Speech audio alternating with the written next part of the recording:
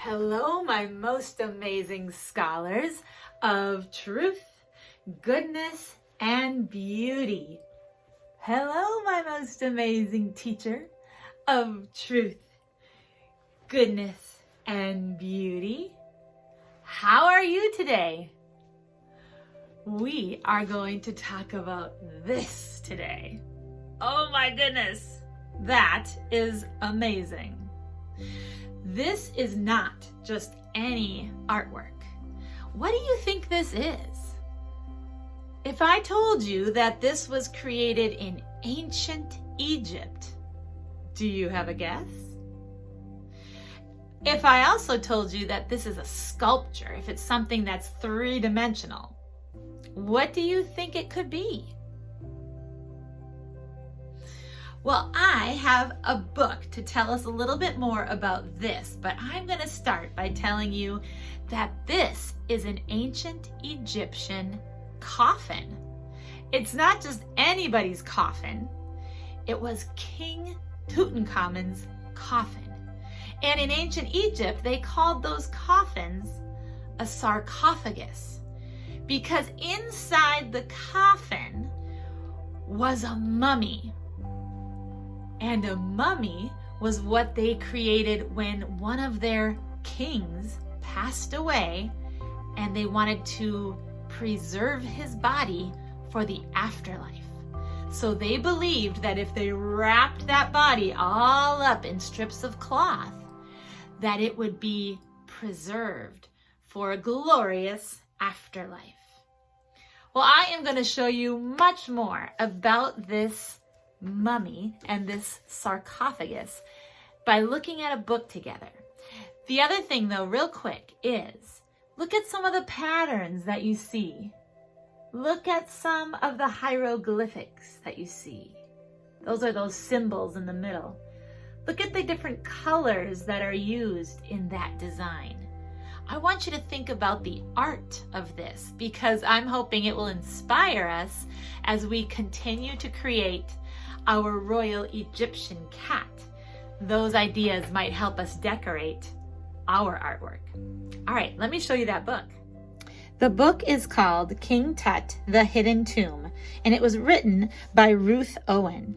We see that same sarcophagus on the front cover here. What do you think that sarcophagus was mostly made out of? What is that shiny material that you see? If you said gold, you're correct. All right, I'm not going to read the whole thing because it's kind of long, but let's get started. It was late afternoon on November 26th, 1922, in the Egyptian desert. In an underground passageway below the Valley of the Kings, British archaeologist Howard Carter worked in tense silence. As sweat trickled down his face, he used a tool to chip a hole in a stone doorway.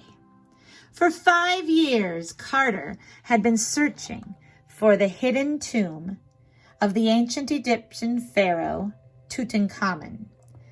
Finally, Carter had discovered a doorway that might lead to the tomb. Carefully, he lifted a candle to the hole and peered into the darkness.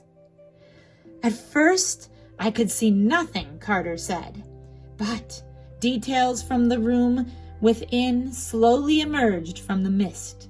Strange animals, statues, and gold. Everywhere the glint of gold.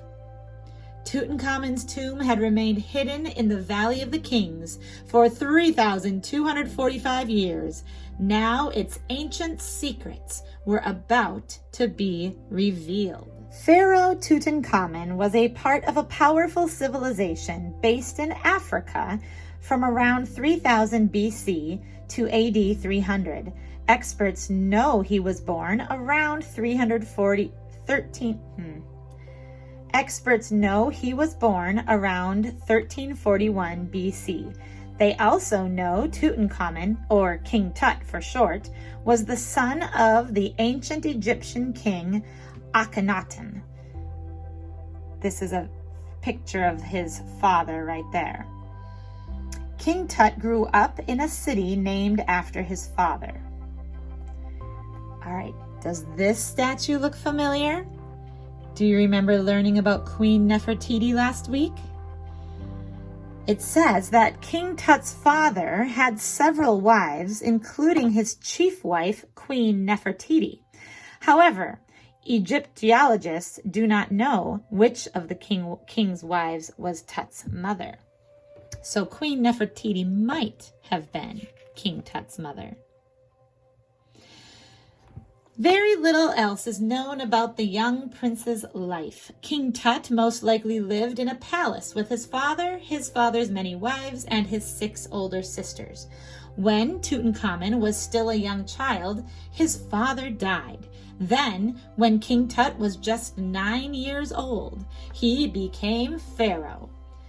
As a result, Tutankhamun became known as the Boy King. But only about 10 years after becoming Pharaoh, Tutankhamun mysteriously died. After his death, his body was taken to an embalmer's workshop. There, it would be made into a mummy. In ancient Egypt, people believed in the afterlife, or life after death. So they preserved a person's body so that he or she could live on in the afterlife. First, the embalmers drained all the blood from Tut's corpse. Then, using their hands, they carefully removed his lungs, liver, stomach, and intestines from a small cut in his abdomen. These organs were placed in salt to dry and preserve them. Then each organ was wrapped in linen and placed in a tiny coffin-shaped container. Salt was then heaped over the whole body to dry it. After about 35 days, the embalmers wrapped the dry, shriveled body with strips of cloth to create a mummy. Once Tut's body was mummified, it was placed in a coffin. Then servants carried the preserved corpse into the Valley of the Kings. Here, in a desert cemetery close to his royal ancestors, Tutankhamun was placed in an underground tomb.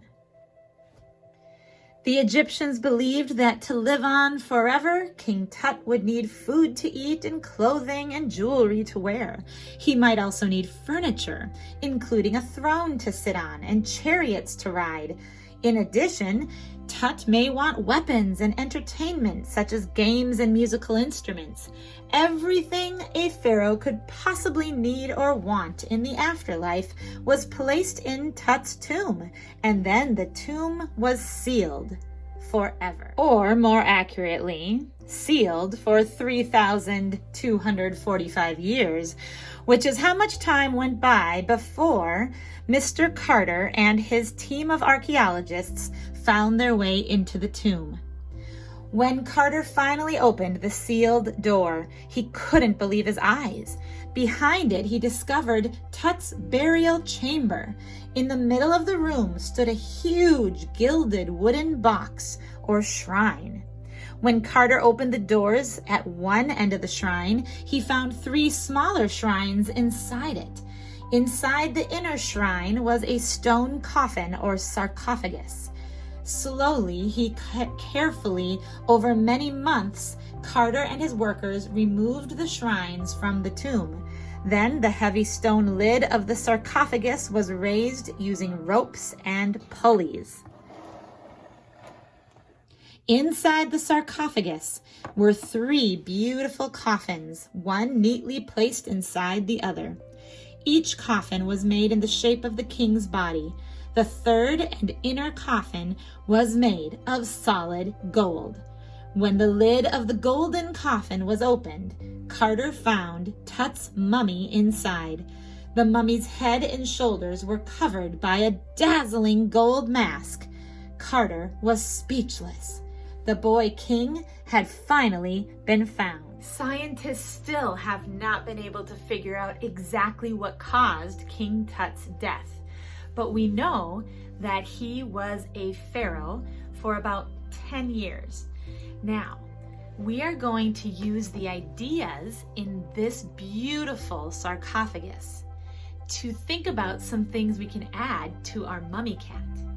Take a look at the picture and look at the colors again.